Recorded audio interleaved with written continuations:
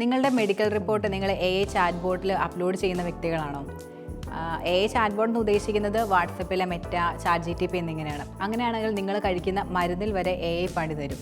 ശാരീരിക പ്രശ്നങ്ങളെക്കുറിച്ചുള്ള സംശയങ്ങൾ ചോദിക്കാനും ആരോഗ്യത്തെക്കുറിച്ച് കൂടുതൽ മനസ്സിലാക്കാനും ജനങ്ങൾ ChatGPT, ഗൂഗിൾ ജെമിനി പോലുള്ള ജനറേറ്റീവ് AI ചാറ്റ് ബോട്ടുകളെ കൂടുതലായിട്ട് ആശ്രയിക്കാറുണ്ട്.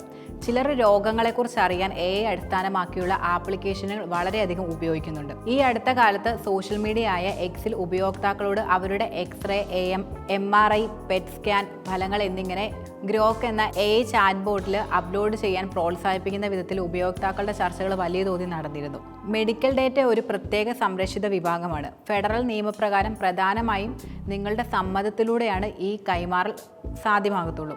ജനങ്ങളുടെ മെഡിക്കൽ വിവരങ്ങൾ AI ചാറ്റ് ബോട്ടിലേക്ക് ഇടുന്നത് ഒട്ടും സുരക്ഷിതമായൊരു കാര്യമല്ല. ഈ സ്വകാര്യ ഡേറ്റകൾ AI മോഡലുകൾ പരിശീലിപ്പിക്കുന്നതിന് ഉപയോഗിക്കപ്പെടാൻ വളരെയധികം സാധ്യതകൾ നിലനിൽക്കുന്നുണ്ട്. നിങ്ങളുടെ വ്യക്തിഗത വിവരങ്ങളൊക്കെ AIക്ക് കൈമാറുന്നത് പ്രൈവസിയെ ബാധിക്കാനും കാരണമാകുന്നുണ്ട്. AI മോഡലുകൾ അപ്ലോഡ് ചെയ്ത ഡേറ്റയുടെ അടിസ്ഥാനത്തിൽ പരിശീലനവും മെച്ചപ്പെടുത്തലുകളും വളരെയധികം നടത്താറുണ്ട്.